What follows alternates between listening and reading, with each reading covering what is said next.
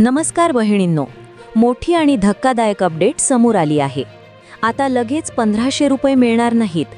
होय, मंत्रालयातून आलेल्या नव्या माहितीनुसार लाडकी बहीण योजनेचा हप्ता थेट 31 मार्च नंतरच खात्यात जमा होणार आहे।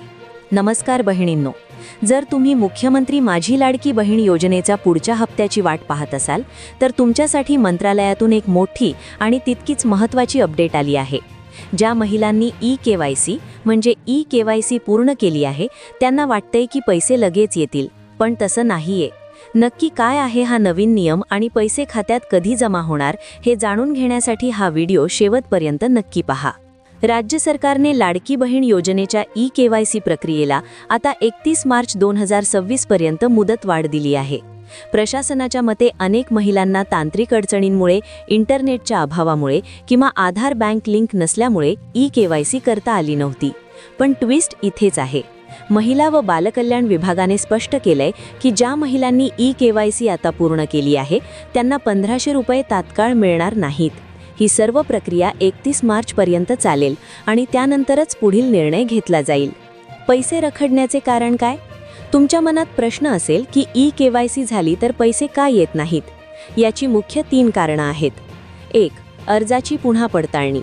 ई-केवायसी झाल्यानंतर तुमचे अर्ज पुन्हा एकदा व्हेरिफिकेशनसाठी जाणार आहेत। 2. अंतिम मान्यता। मंत्रालयातून अर्जांना अंतिम मान्यता मिळाल्याशिवाय निधी वितरित केला जाणार नाही। 3. बनावट अर्ज रोखण्यासाठी। चुकीच्या पद्धतीने लाभ घेणाऱ्यांना बाहेर काढण्यासाठी सरकार आता अधिक कडक पावलं उचलत आहे। ग्रामीण भागातील अडचणी।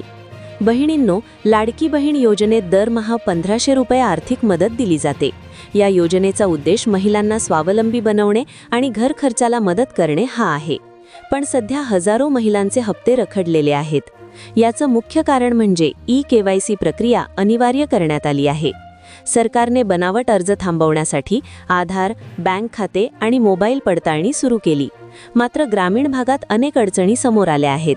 इंटरनेट नसणे, OTP येण्यात अडथळे, आधार बँक लिंक नसणे, तांत्रिक त्रुटी यामुळे अनेक महिलांची ई-केवायसी पूर्ण होऊ शकली नाही। थोडक्यात सांगायचं तर 31 मार्च नंतरच तुमच्या अर्जावर अंतिम शिक्कामोर्तब होईल आणि त्यानंतरच खात्यात 1500 रुपये जमा होतील।